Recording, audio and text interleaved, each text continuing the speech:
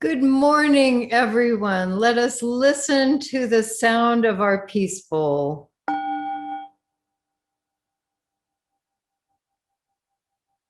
This morning, we ring the peace bowl for our collective hope of peace on earth. We acknowledge that these lands that we love are the lands of the Yavapai people, the Wipukepas, the Tokepayas, the Cuevcapayas, and the Yavapai. As we give thanks for the sun that rose this morning, that brought this beautiful, beautiful day, we turn to the legacy of women. And we're still having to single out women, have an International Day for Women, which is tomorrow, my mother's birthday, because women can be forgotten, erased, become desaparecidas. And there are women who shine out, who are pioneers, who have that grit and synchronicity and staying power that bring their voices out onto the world stage. One such woman is Dolly Parton. And today we welcome Susan Kelly and the Salt of the Earth to our meeting today. She wrote, "The incredible Dolly Parton was a pioneer in the music industry, achieving success, first writing songs for other musicians in the early 60s, to now selling millions of records and becoming a legend in music history, setting the pace for women in the industry." And her next song, sung and played by Salt of the Earth, became her most well-known. Here is Jolene.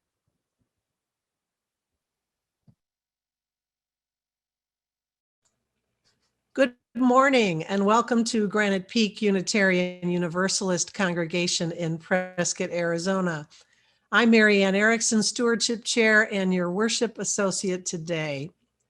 We extend a warm welcome to all of you as we look forward to our being able to gather again together on Sunday mornings when it is at last safe to do so. We're really glad you're able to join us today, and we hope you're happy and remain in good health. We want to stay connected.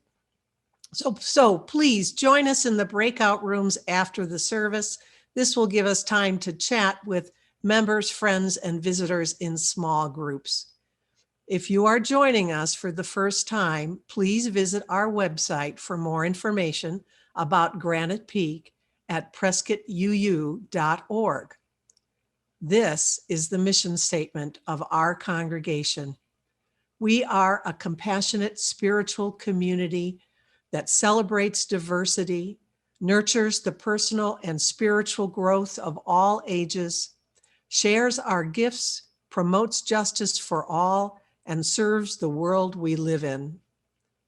We extend our thanks to all who contributed to the presentation of our service today: Reverend Patty Willis, Heather Knowles for technical direction, Mary Lou Prince for musical direction, our choir, the Granite Peak Singers, and special musicians today, Susan Kelly and Salt of the Earth. These are today's announcements. Although we are physically apart, we are still in community, and we continue connecting via the internet. So please see today's order of service and continue to check the Weekly Peak emailed newsletter, our website, and our Facebook page for announcements and the connection information to join our special and regular weekly Zoom meetings.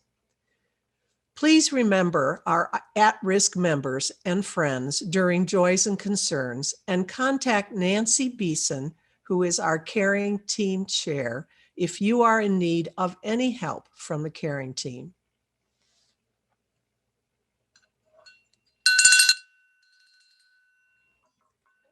Our chalice lighting today comes from Reverend Elizabeth Harding in Illinois. She's a community minister there. We Unitarian Universalists don't drink from our chalice. Instead, We use it to hold the flame. The circle of the chalice helps keep the fire small. The flame doesn't blind us. It doesn't burn us. It gives us light so we can see all the different things in the universe, even the invisible ones, because the Unitarian Universalist flame is a light of learning. The flaming chalice is a symbol of learning and of love. It's our symbol, the symbol of Unitarian Universalism. Let's see. Oh, here we go.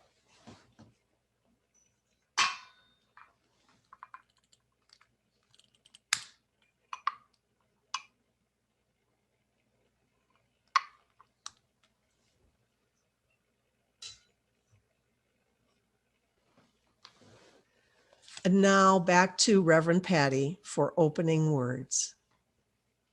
Good morning, everyone. Good morning and welcome. I can't see everyone on my screen, but I can see Sherry Everett, and I am hoping that that means she has safely landed in Texas. We open today celebrating women, all of you out there, and our mothers, our sisters, and the mothers and grandmothers who are struggling to keep their children's education going, like Karen Hagberg, and those who are struggling to keep their families fed, those who are waiting at the border, separated from their children and grieving. For all the women, we open this service, for all those who have lost their children, like Erin Holloway and her son Ashler, and all those who have lost their children to this pandemic, and all those who have lost hope because this daily life seems impossible. As we honor women in this struggle, let us affirm that if women have wanted to do something, it has meant that they have had to engage in a struggle. We open for all the women who have engaged in that struggle for peace. Let us sing with the Granite Peak Singers, if every woman in the world.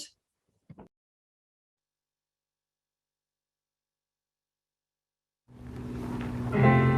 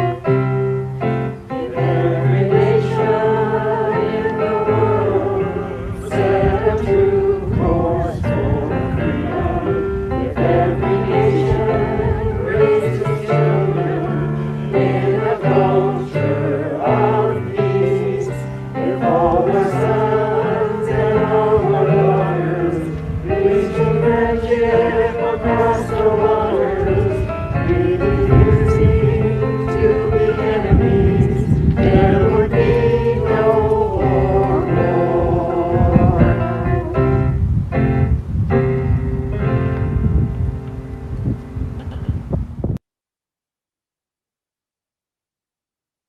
That was just yesterday. Yay, Granite Peak Singers. Now let us say our covenant together. Love is the doctrine of this congregation. The quest for truth, its sacrament, and service is its prayer. To dwell together in peace, to seek knowledge in freedom, to serve others in community. Thus do we covenant together.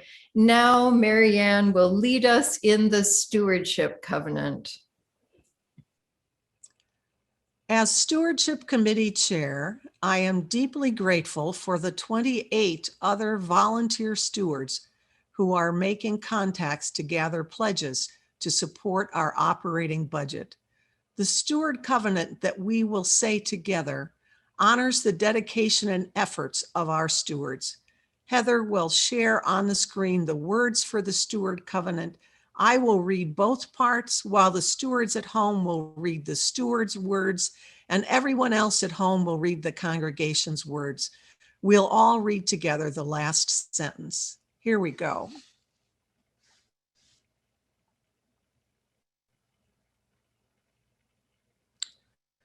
We stand before you committed to doing our best to make our congregation's dreams come true by asking each of you to connect with us to generously support our mission and our vision.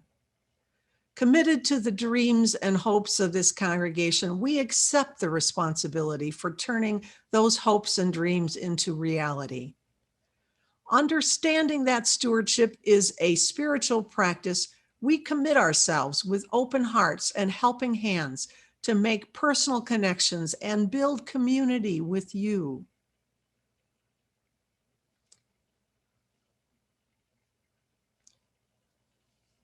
We commit ourselves to make time in our lives to have a stewardship visit. We commit to prepare for the conversation by reflecting upon our relationship with the congregation, consider our commitment to its mission, and to welcome a visiting steward for friendly conversation. We commit ourselves to listen respectfully to your dreams and concerns. We promise to keep private what should be kept private and pass along only that information that you have asked us to share. We commit ourselves to generosity and promise to support our programs to the best of our ability.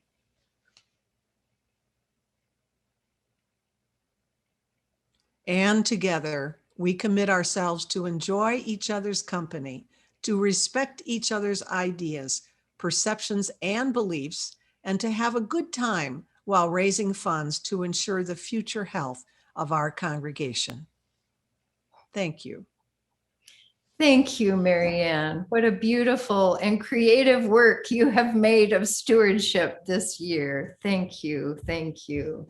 And now let us listen to the sound of this bell once again, and let us breathe together.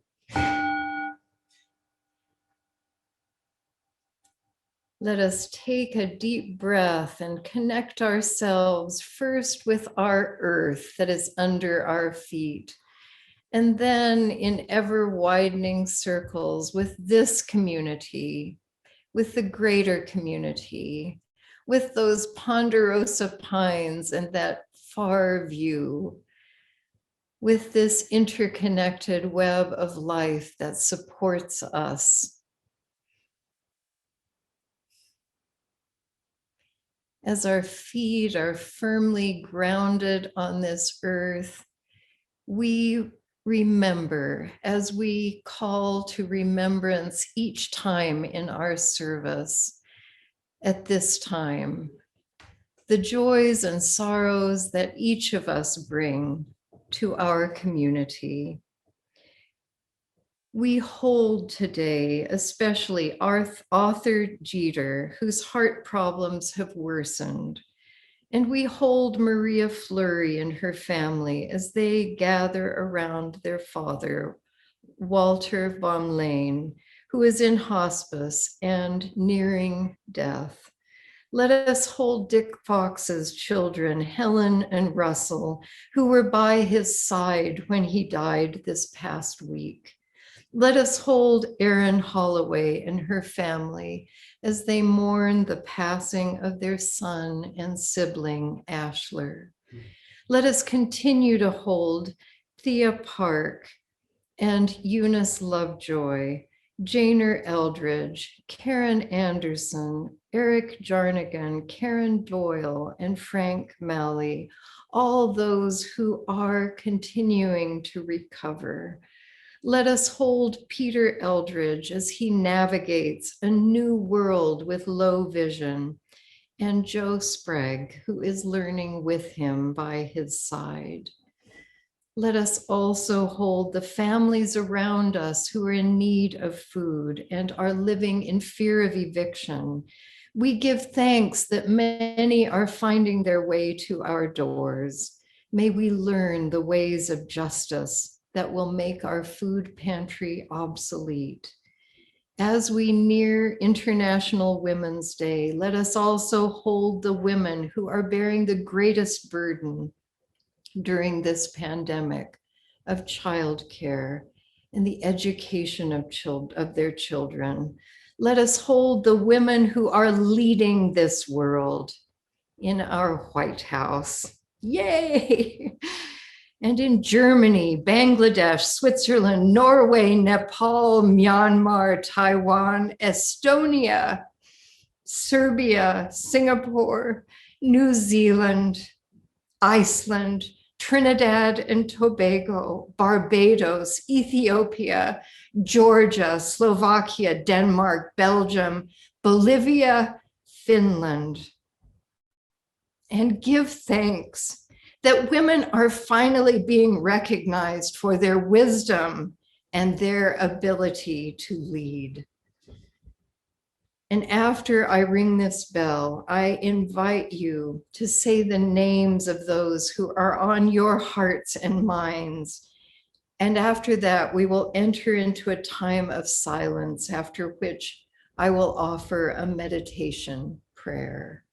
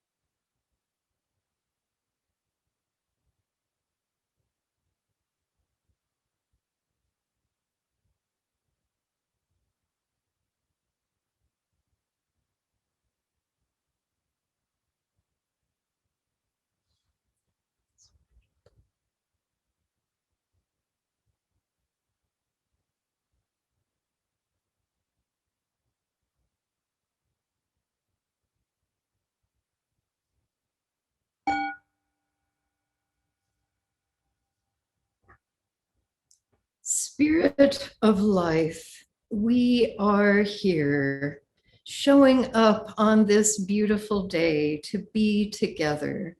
We are lifted by the presence of our community around us. We ask for comfort for those who are grieving, and strength for those who are recovering, and hope for those who have lost hope.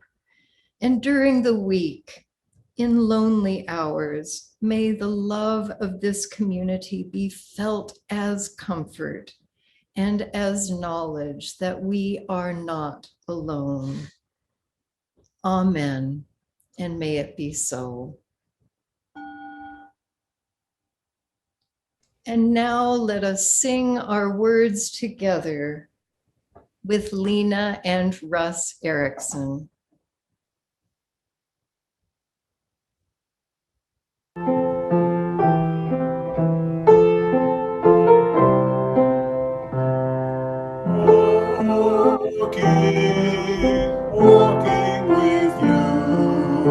Walking with you is my prayer.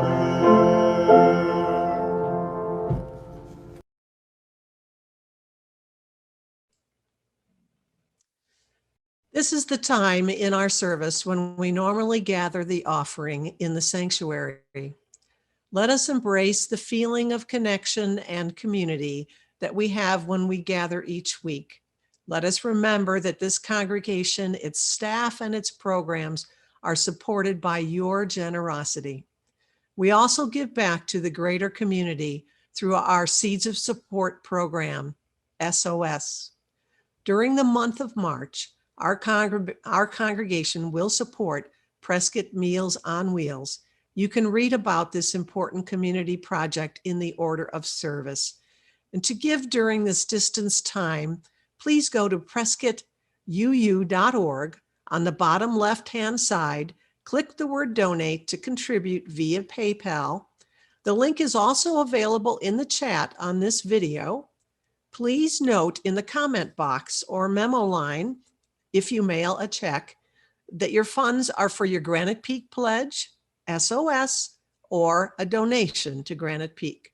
What is given in love is received in gratitude. Blessed be.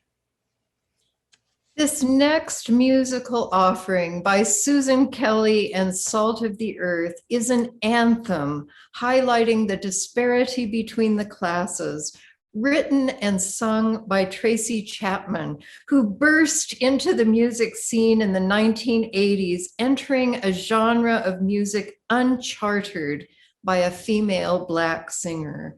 Her songs eloquently articulating the angst of her race and culture. Chapman is a politically active musician with a significant interest in human rights. She was given an honorary doctorate of fine arts by Tufts University for her social activism. Here is Susan Kelly, the Salt of the Earth, singing Tracy's song, Mountains of Things. Thank you, Susan. We are happy that you are part of our community and that you are sharing these women who need to be celebrated for their song and their grit in becoming so important in the music industry. Today, I am happy to tell the story of Dolores Huerta and bring her energy to our congregation. In one of the children's books about her life, Side by Side, Lado a Lado, we read this. Something special happened when Dolores Huerta and Cesar Chavez met. Together, they fought for the rights of countless farm workers, side by side, inspiring hope. They changed history. Algo especial sucedió cuando Dolores Huerta y Cesar Chavez se conocieron. Ellos lucharon juntos por los derechos de los campesinos. Lado a lado, cultivaron esperanza, cambiando el curso de la historia, changing the course of history. Let us listen to part of Dolores, the documentary who brought Dolores Huerta back into history.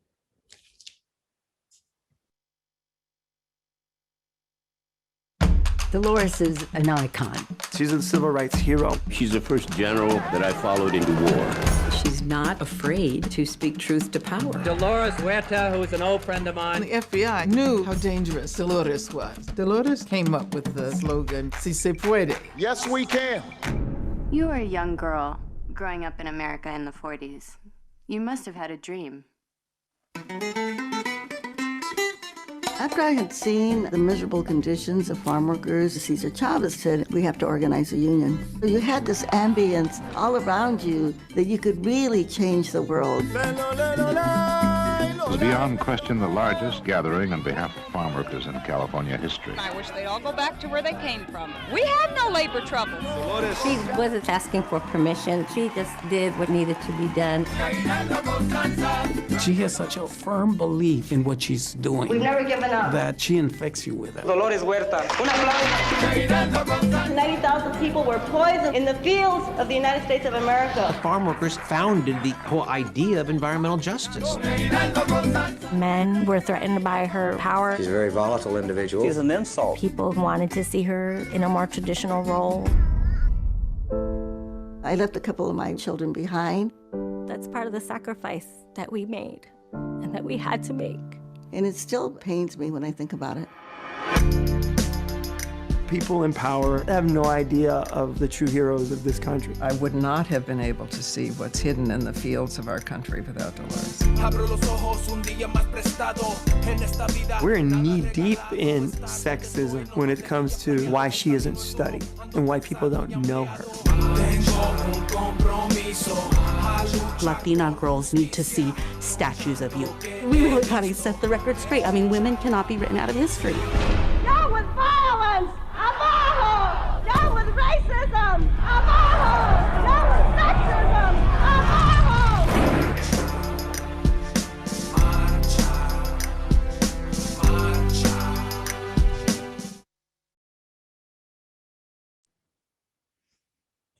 I wonder how many of you heard of Dolores Huerta before you read the blurb for our service today. And I wonder how many of you have heard of Cesar Chavez. In many cities like Salt Lake City, there is actually a Cesar Chavez Boulevard. In Phoenix, there is a street with his name, a park, and a community school. He is known for his work with the United Farm Workers, an organization that he co-founded with Dolores Huerta. Her name, however, and her legacy disappeared, while his found traction and lived on, leaving evidence far afield from the farms of California where he made such a difference in the lives of workers. Why? The short answer is that women, and I would say more particularly women of color, often disappear from history. And today we are shining a light on one woman who, if not for a documentary, might have disappeared. I hope that all of you take the opportunity to watch the documentary Dolores so that you can see the breadth of her influence. And unlike Cesar Chavez, she is still living, and her work is continuing in the Dolores Huerta Foundation. What is she teaching us this morning? Dolores Huerta did something new in organizing. She didn't show up in her fancy car from Sacramento to the fields of Delano. She moved her children there, and she even had to leave a couple of them behind in the care of others. She had 11 children. And I wonder how many of you feel a little twinge of judgment, either that she had so many children or that she had to have others take care of them as she followed what for her was a calling.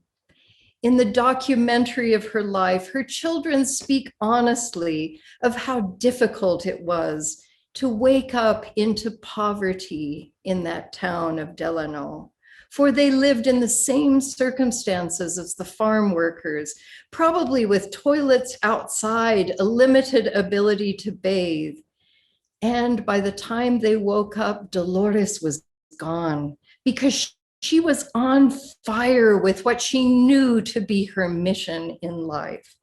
She was talking and listening and gathering community, organizing community, and she was imbuing hope.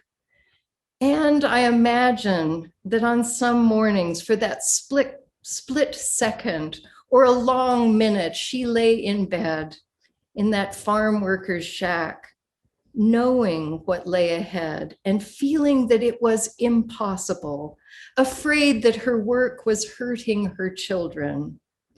Sometimes all of us humans can be paralyzed by something in the day that stretches ahead of us. How we journey from impossible to possible is one of the great mysteries and miracles of the human spirit. In certain ages, a world leader has found the right words, like Winston Churchill when he said, "Never give up," and Franklin Delano Roosevelt when he said, "The only thing we have to fear is fear itself." When Dolores Huerta was visiting Arizona and encountering a crowd who couldn't see her vision, that the transformation that had happened in California through the United Farm Workers could happen in this state, she had 3 words for them that ignited their energy. Sí se puede. Yes, we can. It is possible. We can do it. She knew that poverty weakened the sense of possibility, the ability to dream and imagine that situations could change, that things could be different. Things like food insecurity, wondering if you can find the next money for rent. All of these things take up so much energy. And I wonder if perhaps that is one reason why her life embodied possibility. She disproved the myth that women can't succeed if they have children. And she wasn't a nice woman like I was taught to be. Dolores Huerta's children were not all by the same father. And even with all her successful work, side by side, lado a lado with Cesar Chavez, when he died suddenly, and the position he had held as leader of the United Farm Workers was open, the directing body chose someone else to take his place. She was not chosen, even though she had co-founded and she was co-leading with Cesar Chavez. A man took over that role. I believe that those words, "sí se puede," came out of her mouth because those were the words that she told herself in order to keep going on those early mornings, waking up in the dark. If she couldn't do what was needed, how could she ask anyone else? As a mother, she must have been reminded over and over again by the people around her and by herself of her imperfection. And she was on fire. She felt called to organize farm workers and empower them to change their lives. She knew that saying yes was the first step, and that without a yes, you may as well throw in the towel. And the most significant yes that she gave to life was to that voice within her that sent her out into the fields to live with farm workers and organize through deep listening. And from that yes, she changed lives. After that disappointment of sexism in the United Farm Workers, I really hope you watch the video. And almost being beaten to death by law enforcement in San Francisco, she began the Dolores Huerta Foundation to spread leadership and organizing skills among young Latinas. She listened to what they had to say, and she is still listening, just as she was with the farm workers. And as she listens, she transforms. Unlike her legacy with the United Farm Workers that disappeared, she learned something from disappearing, and she began to tell women, when it is your idea, claim that it was your idea. I believe that there are two ways that Dolores Huerta's message can live for us right now. The first is that soon we as a community are going to be considering together the possibilities of transforming our building. We've already done a lot. I hope you come and look at what we've done. But pretty soon we're going to actually have drawings and a chance to take a bigger leap together in transforming our sanctuary. Dolores would say to us, "Sí se puede." Not just that we can make a change, but that we can go through this together, talking, sharing ideas, listening, giving of our talents and treasures to make it happen. I'm bringing up the building because in my experience, working on our physical spaces, the places that we can see, that work accompanies the inner work that we do. The second way that we can honor her legacy is to see that system that would suppress her legacy. In recent years, we have been asked by our denomination, by the Unitarian Universalist Association, to look at history differently. And if we look at history differently, that will help us understand Dolores Huerta's place in history. A book I would suggest for us to understand her life better and put it closer to the center rather than on the margins is an African-American and Latinx history of the United States by Professor Paul Ortiz, a professor of history at the University of Florida. His book is an intersectional history, which means that it includes lots of different aspects. It's an intersectional history of the shared struggle for African-American and Latinx civil rights spanning more than 200 years. Do you know that as Ida B. Wells, who I've spoken about before during Women's History Month, as she was fighting against lynching and the newly forged Jim Crow laws, writing in a newspaper in Memphis, new connections were being forged among Black Americans and the people of Central America and the Caribbean. Black and Latinx intellectuals and organizers have historically urged the United States to build bridges of solidarity with Latin America in this continued struggle, our joint struggle for universal civil rights. And I also want you to know that Memphis is considering a statue to Ida B. Wells, the woman they threw out of their city. History is important to understand because the perspective that most of us have been given of history doesn't prepare us to welcome our neighbors. In this moment, we are being called to see differently. Dolores Huerta, born in New Mexico, her mother managing a hotel where she welcomed migrant farmer families for nothing if they had no place to stay.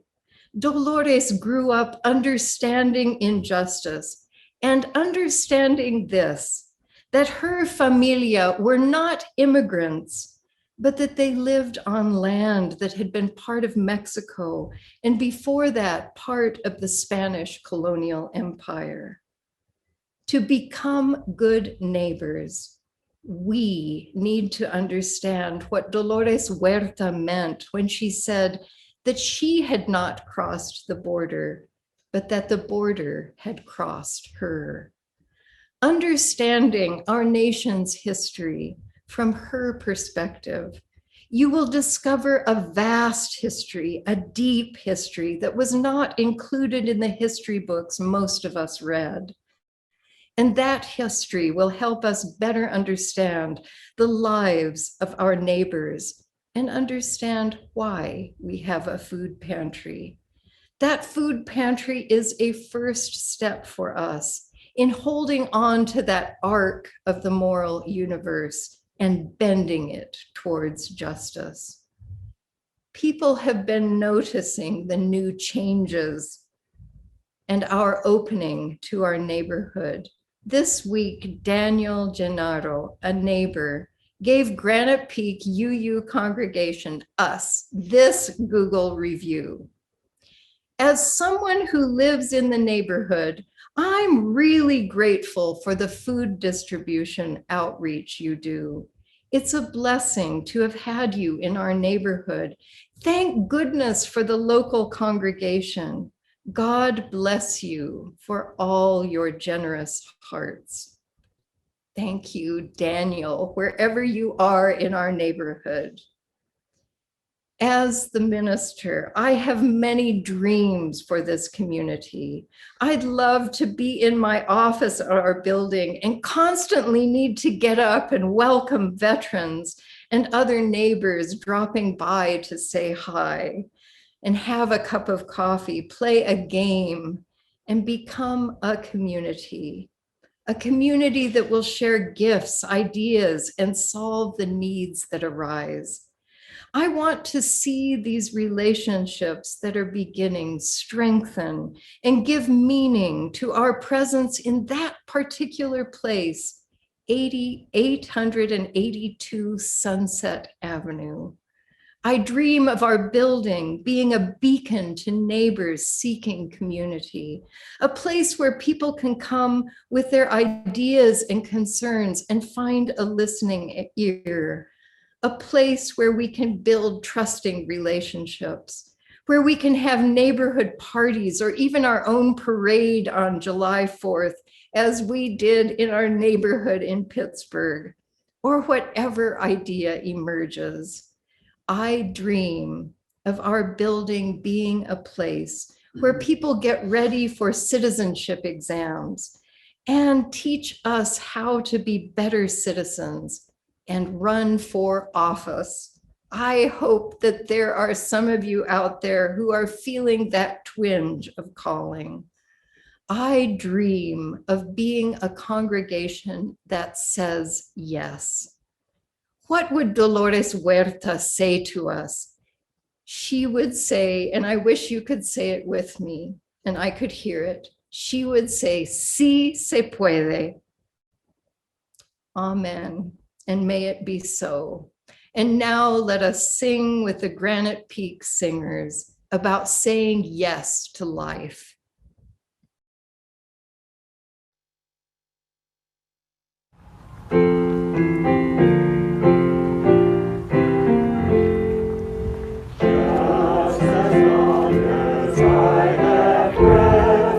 I must answer yes to love.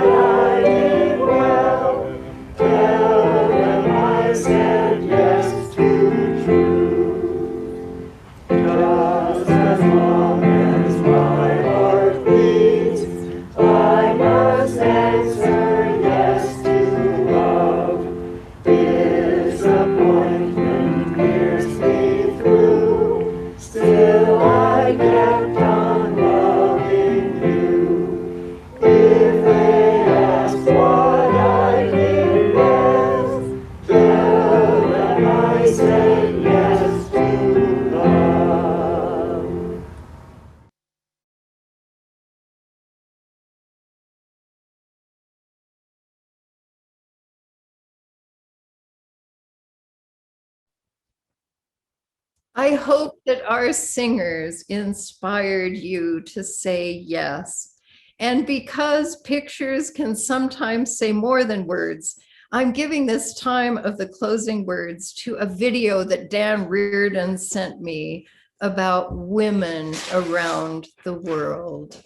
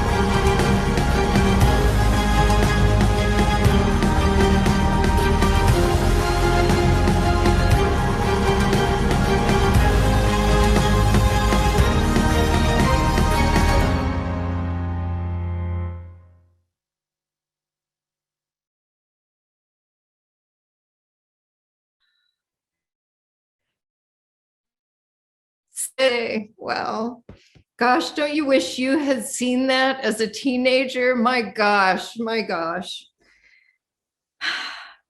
In our closing music, again by Susan Kelly and Salt of the Earth, we are celebrating the music of Joni Mitchell, one of my favorites, who burst onto the music scene from Canada in the early 1960s, moving to the United States in 1967 to begin setting the tone for women's music. And her songs became the background in a time of civil unrest and social change. Her album Blue was in 2017 ranked as the #1 album made by a woman. Here we listen again to member Susan Kelly and her band Salt of the Earth playing Joni Mitchell's song Urge for Going, a song for change. Thank you, Susan and friends.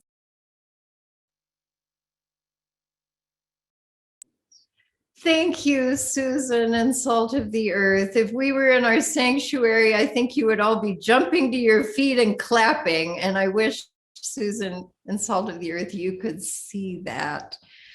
We are now going to extinguish our chalice. But before we do, I want you to remember that after this service, there's going to be either breakout rooms or you can stay in the main session and talk about whether in this process of reclaiming our national flag, we want to have one up and flying at Granite Peak.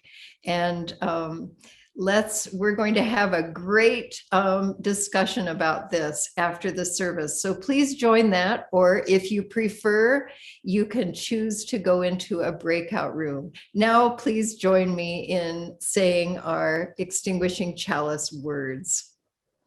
We extinguish this flame, but not the light of truth, the warmth of community, or the fire of commitment.